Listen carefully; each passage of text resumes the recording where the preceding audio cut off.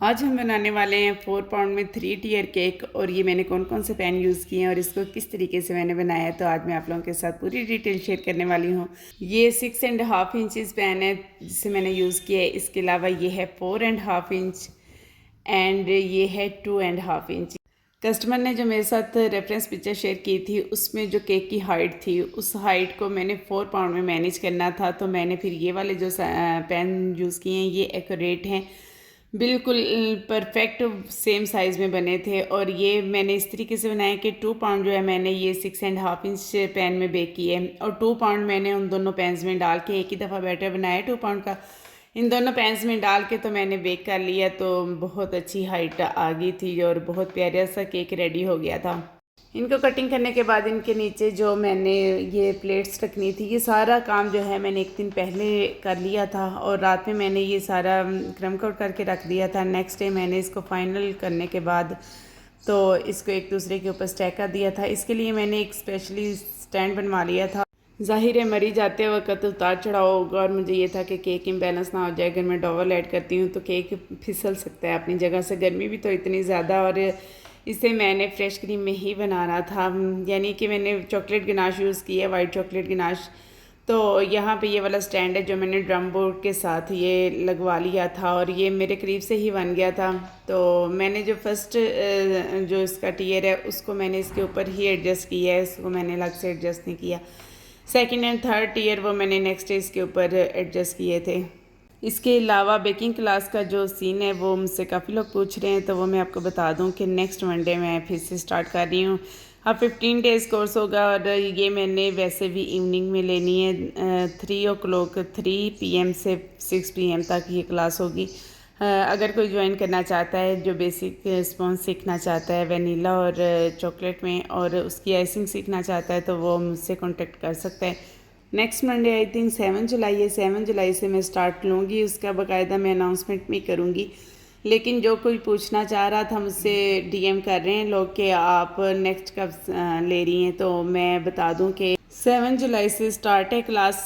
और ये मैंने 1 वीक का टाइम इसलिए दिया है ताकि जो कोई सोचना चाहता है जिसको टाइम चाहिए वो, बहुत से लोग अब क्लास के दौरान मुझे आके कह रहे थे कि आपने कब क्लास ज्वाइन की, हम लेट हो गए, हम आना चाह रहे थे। तो अभी सोच विचार कर लें, अगर आप लेना चाहते हैं तो मैं आपके साथ रिव्यू भी शेयर करूँगी, तब ही करूँगी जब मैं अनाउंसमेंट करूँगी कि जिसने सीखा है उसको कैसा लगा है।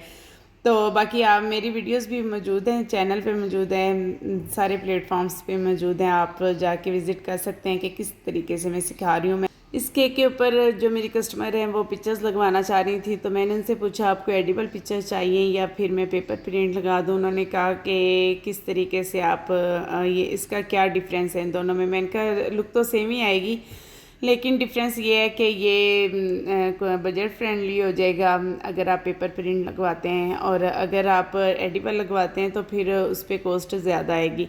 तो उन्होंने कहा चलो ठीक है, फिर आप अगर सेम लुक ही है तो फिर आप पेपर प्रिंट ही लगा दें।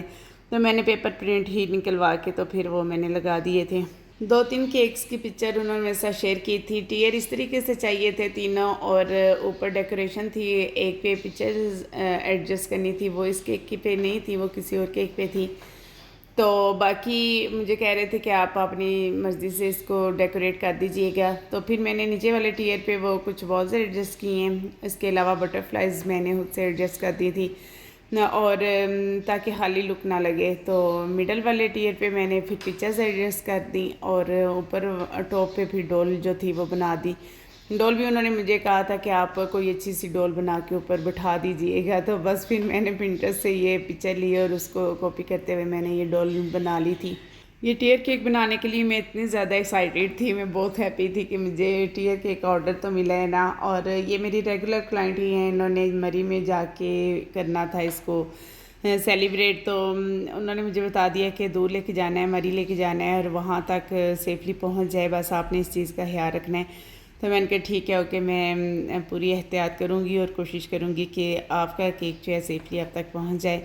आप लोगों ने मुझे बताना है कि आपको केक कैसा लगा है। और जो मेरी स्टूडेंट थी उसको भी मैंने पास खड़ा करके सारा दिखाया है कि हम टियर केक किस तरीके से बनाते हैं और किस तरीके से उसको एडजस्ट करते हैं। जब मैंने ऑर्डर वर्क स्टार्ट किया था और मुझे टीयर केक का आया था और डायरेक्ट 3 टीयर केक का ही मुझे ऑर्डर मिला था और उस वक़्त मुझे कुछ पता नहीं चल रहा था कि मुझे किस तरीके से ये बनाना है। और मैंने कोई नीचे ये केक बोर्ड्स वगैरह नहीं लगाए थे, डायरेक्ट ही मैंने रख के तो मैंने केक बना दिया था। लेकिन अल्हम्दुलिल्लाह सेफली चला गया था, पर मैं बहुत ज़्यादा कंफ्यूज और परेशान थी कि मैं इसको सेफली कस्टमर तक पहुंचा पाऊंगी या नहीं पहुंचा पाऊंगी। लेकिन वो मेरा लाइफ का पहला एक्सपीरियंस था, आज से 6-7 साल पहले की बात है। तो अब तो अल्हम्दुलिल्लाह इतना पता चल गया कि केक को हमने टीयर्स को किस तरीके से एडजस्ट करना है। केक बनाने से पहले मैं सोच रही थी कि खुद से इसको डेकोर करना है, मतलब कोई रेफरेंस पिक्चर जो थी वो एग्जैक्ट नहीं थी मेरे पास, तो कुछ चीज़ें मिला के ये बनानी थी। तो मुझे लग रहा था कि ये सारी चीज़ें इस तरीके से जब मैं एडजस्ट करूँगी पता नहीं केक की लुक कैसी आएगी, केक अच्छा लगेगा या नहीं लगेगा। लेकिन बनाने के बाद माशाल्लाह बहुत अच्छा लग रहा था, मुझे यकीन नहीं आ रहा था कि ये इतना प्यारा भी लग सकता है। इस केक की फाइनल आइसिंग में मैंने व्हिप क्रीम के अंदर ज़्यादा वाइट चॉकलेट गिनाश ऐड की और तो ये बहुत ही स्टेबल जो केक था वो बन गया था।